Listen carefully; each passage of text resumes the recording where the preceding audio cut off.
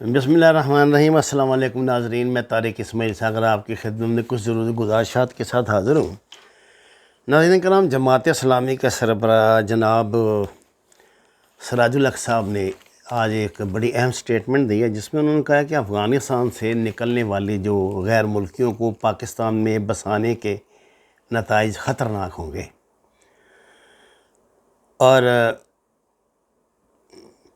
انہوں نے کہا کہ پرویز اشرف نے اڈے دیے تھے جس سے 70,000 پاکستانی پرائی جنگ کا ایندھن بن گئے۔ حکومت کا سونامی 3 سال میں، یہ تو ان کی کارکردگی پہ بات کر رہے ہیں۔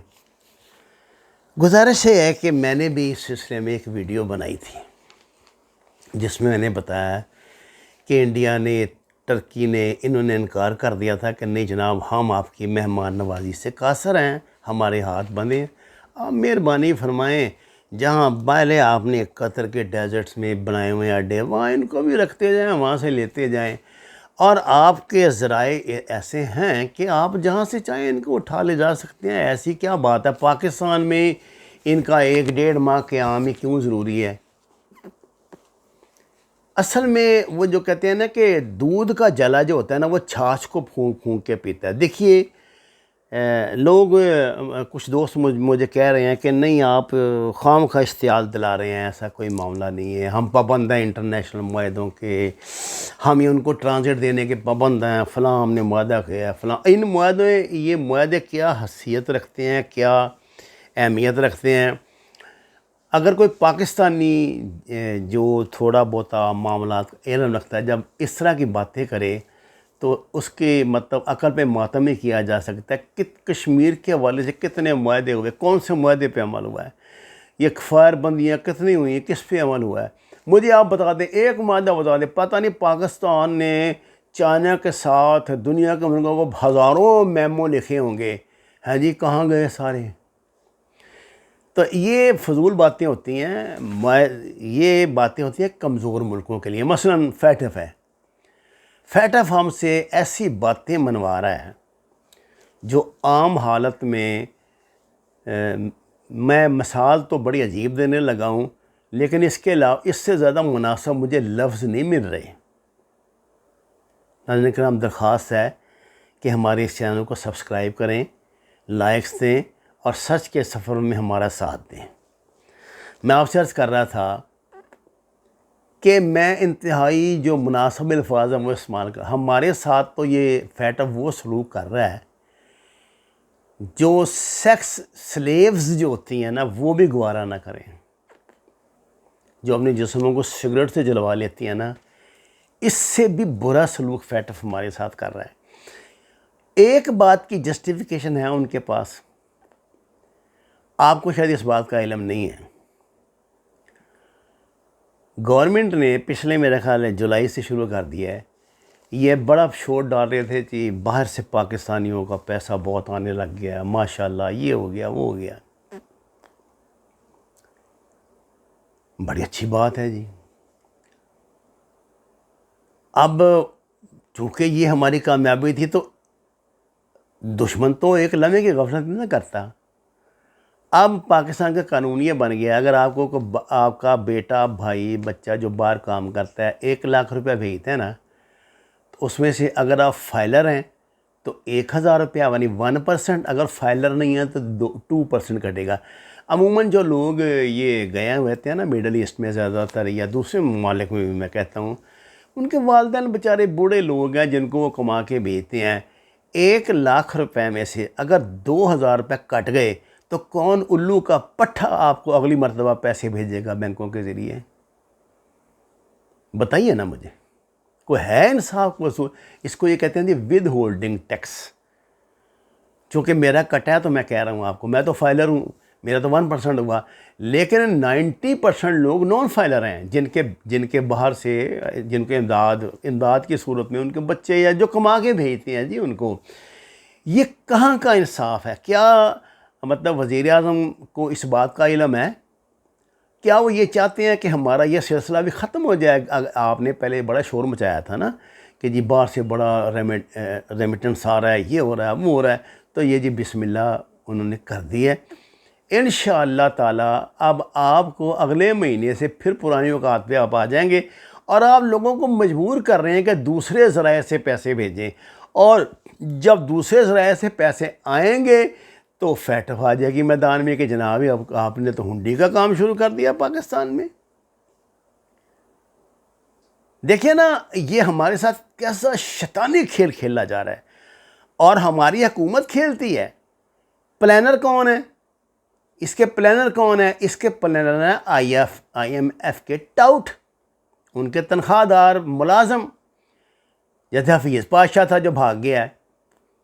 اگر آپ ایک مہینے بعد، عموماً لوگ انڈیا کو لوگ ایک مہینے کا راشن گھر میں رکھتے ہیں، ایک مہینے بعد گھی لینے بازار گئے ہوں اور آپ کو گھی کا جو ڈالڈا کے آئل والا جو ڈبہ ہے، پہلے آپ لا رہے تھے 1250 کا، آج وہ ملا 1750 روپے کا۔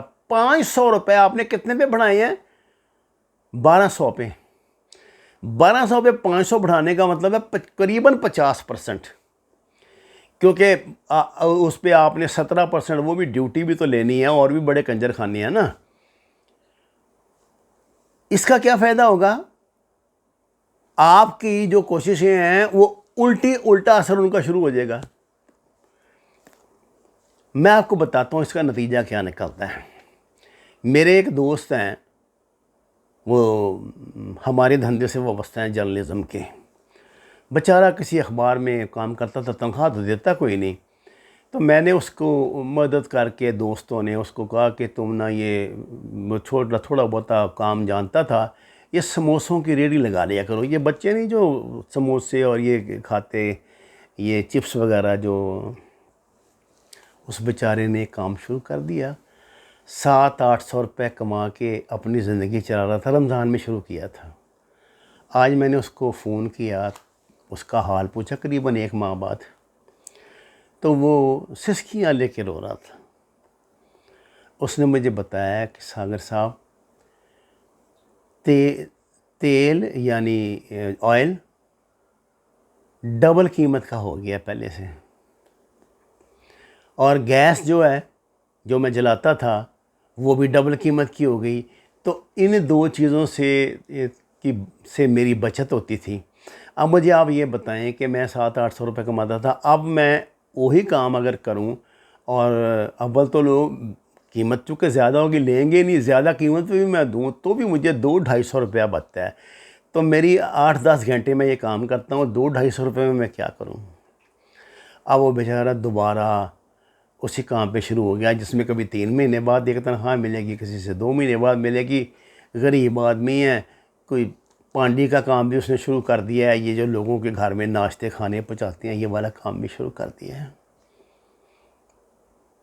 میں آپ کو خدا کو حاضر نہ جان کے کہتا ہوں، اب میں نے بات دیکھیے کیا شروع کی تھی، یہ سراج الحق صاحب کے بیان سے شروع کی تھی کہ وہ جو نیٹو فورسز کا، اور میں آ گیا، یہ سب چیزیں نا آپس میں ریلیٹڈ ہیں۔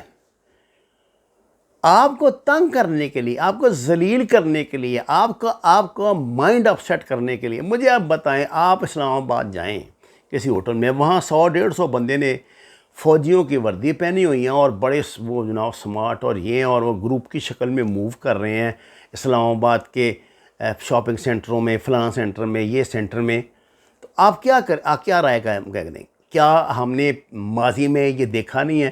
آپ کو پتہ ہے حسین حقانی کا کیا کام تھا؟ سن 2000 میں جائیں ذرا واپس، 2001-2 میں کیا تھا؟ اس نے 7,500 بلیک واٹرز ویزے لگا کے پاکستان میں بھیج دیے تھے، اور بھیجتے کیسے تھے؟ یہ کوئی چھپی ہوئی باتیں نہیں، جس کا جی چاہے جا کے سیکٹر 7A میں جا کے پتہ کر لے۔ اب بھی بھیجتے صاحب ایسے تھے کہ یہ لوگ آتے تھے، اسپیشل فلائٹس آتی تھی ان کی، ویزے ان کے پاس ہوتے تھے، ایئرپورٹ پہ لینڈ کرتے تھے، اور امیگریشن میں نہیں آتے تھے، یہ دوسرے دروازے سے ان کو نکالا جاتا تھا۔ اللہ بھلا کرے جنرل پاشا، جنرل کیانی کا، چاہے آپ کچھ بھی کہیں، فوج کھا گئی، جنرل کیانی نے جزیرہ بنا لیا، یار آخر میں کام تو یہی آتے ہیں، اچھے گندے برے جو بھی ہیں، جہاں ملک کی سالمیت ہو تو یہ بچاتے ہیں. اس نے گرفت کی تو ان گنڈوں کو نکالا, نہیں تو یہ تو اسلام آباد کی سڑکوں پہ تو ان کا راج تھا. یا لاہور میں اگر کوئی پولیس والے نے گاڑی روکی ہے تو شیشہ نہیں اتارتے تھے. اور ریمن ڈیمس نے, آپ کو پتہ ہے نا, اس شک پر کہ موٹر سائیکل والا میرا پیچھا کر رہا ہے, اس کو روک کے گولیاں مار دیں, 2-3 کو جان سے وہیں مار دیا کر دیا. ہمارے پاس یہ بھیانک تجربات چونکہ موجود ہیں, اس لیے ہم خوف زدہ ہیں. اس خوف کے عالم میں ہم حکومت سے پوچھتے ہیں کہ خدا را ہمیں بتا دو بھائی یہ کون لوگ ہیں, ان کا کیا مقصد ہے. مجھے ایک بات بتائیں, اگر حکومت نے, جناب وزیر اعظم عمران خان صاحب نے پارلیمنٹ میں, اگر وہ انہیں کسی قابل سمجھتے ہیں, وہ اپنے علاوہ کسی کو بندہ تو سمجھتے کوئی نہیں, اگر انہیں کسی قابل سمجھتے ہیں سیاستدانوں کو, تو یہ اسمبلی میں ان کو یہ بتا سکتے تھے کہ جناب اس طرح ہم بین الاقوامی معاہدوں کے پابند ہیں, ہمیں ان کو ٹرانزٹ دینا پڑے گا, یہ لوگ آ رہے ہیں, لوگ اس پہ اپنی رائے دیتے. فرض کیا 50 لوگ تقریر کرتے, اس میں سے 40 بندے صرف حکومت کی دشمنی میں کہہ دیتے کہ نہیں جی نہیں یہ تو لوٹ جائیں گے, کر جائیں گے, یہ ہو جائے گا وہ ہو جائے گا. آپ کو پتہ ہے اس کا ہمیں کتنا فائدہ ہوتا؟ پوری دنیا کو یہ پتہ لگ جاتا کہ پاکستان کے عوام نہیں چاہتے کہ اس طرح کے لوگوں کا وجود پاکستان میں. اور عمران خان صاحب کو فائدہ کیا ہوتا؟ ان کے اگر اب امریکہ یا دوسرے ملکوں کے آگے 100 میں سے 50 نمبر بنے ہیں نا, تو ان کے 70-75 نمبر بن جاتے کہ یار کتنا عظیم انسان ہے, کیسا ہمارا چمچہ ہے, اس نے اتنی دشمنی مول لے کے اپنا اپوزیشن کی, اور جناب یہ ہمارا اس نے یہ کیا وہ کیا, اس کو ہمارے بندوں کو اس نے رکھا ہے کہ جیسے IMF نے تعریف کی ہے, 2-4 اور تعریفیں ہو جاتی, 2-4 اور قرضے مل جاتے. دینے ہمارے باپ, آپ نے ہماری ہڈیوں سے نکالنے, آپ نے کہاں سے دینے ہیں؟ ڈرامے میں حقیقت کا رنگ بھر جاتا. یہی آپ چاہتے ہیں نا؟ تو اس کا زیادہ بہتر طریقہ وہ تھا یا یہ تھا کہ آپ نے بتایا ہی کچھ نہیں, لوگ پریشان ہو رہے ہیں, سوال کر رہے ہیں, سراج الحق صاحب یہ بیان دے رہے ہیں اور ماضی کا تجربہ ہمارے پاس ہے, اور آپ مجھے کہہ رہے ہیں کہ تم یہ بات کیوں کرتے ہو؟ ملکوں کو کرائسس آتے ہیں نا, تو کسی پالیسی کے یہ دیکھیں نا, طیب اردگان نے کیا کیا تھا 2001 میں, جب یہ انہوں نے امریکنوں نے وہاں سے کہا تھا کہ ہمیں اڈے دو, اس نے کہا جی میں پارلیمنٹ میں بات کر رہا ہوں. پارلیمنٹ نے کہا تو دماغ خراب, بالکل نہیں دینے. اس نے کہا جی میری پارلیمنٹ نہیں ماننی جناب, میں کیا کروں, بغاوت کر دے گی میری فوج میرے خلاف. کچھ حکمتیں ہوتی ہیں, کچھ باتیں سیکھنے کی, صرف ضد میں اور صرف اسی ٹھسے میں کہ مجھے انگریزی بولنی آتی ہے اور میری بڑی کو پرسنالٹی ہے کہ میں کوئی مطلب سائرس اعظم ہوں, معاملات حکومت نہیں چلتے. ہم بہت برے کرائسس میں پھنسے ہیں. امریکن جب موجود تھے تو بھی ہمارے لیے مسائل تھے, امریکن چلے گئے ہیں تو یہ مسائل 2 گنا بڑھ گئے ہیں, اور صرف ہماری بیوقوفی کی وجہ سے. میں آپ کو ثابت کروں گا, وما علینا الا البلاغ المبین.